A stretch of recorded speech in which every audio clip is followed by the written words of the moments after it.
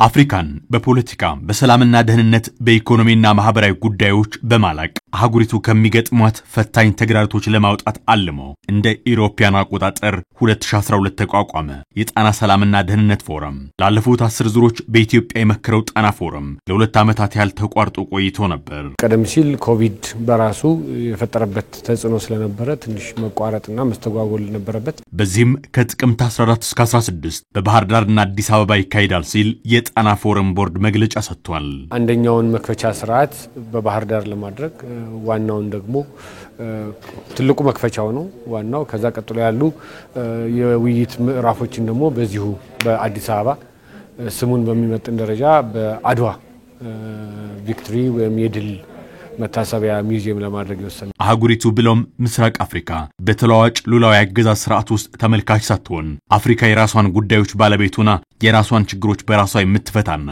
ወደፊት የምትራመድ እንድትሆን ማድረግን አልሞ እየሰራ ቆይቷል ጣና ፎረም። ለዚህም አፍሪካ በዓለም የመሪነት ሚና ውስጥ እንዴት ድርሻ ሊኖራት ይገባል የሚለው ዋናው ጉዳይ ነው።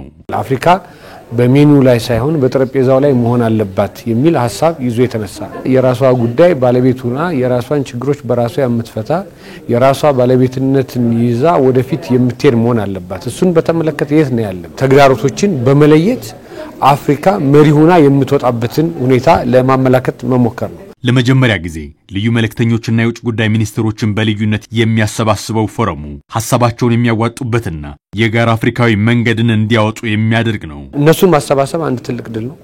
ቀጥሎ ሐሳብ እንዲለዋወጡ ማድረግ ደግሞ ሁለተኛው ነገር ነው።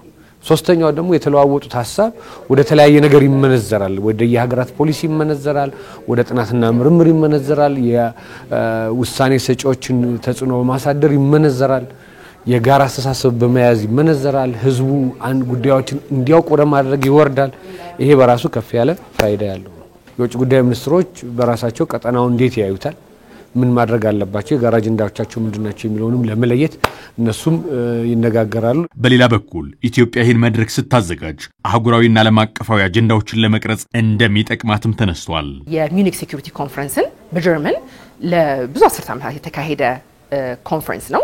ያንን ብንመለከት ውሳኔ የሚተላለፍበት መድረክ ባይሆንም ጀርመን የዓለምን የአውሮፓን የሴኩሪቲ አጀንዳዎች ለአመቱ ቀርጻ የምታስቀምጥበት መድረክ አድርጋ ትቀምጣለች።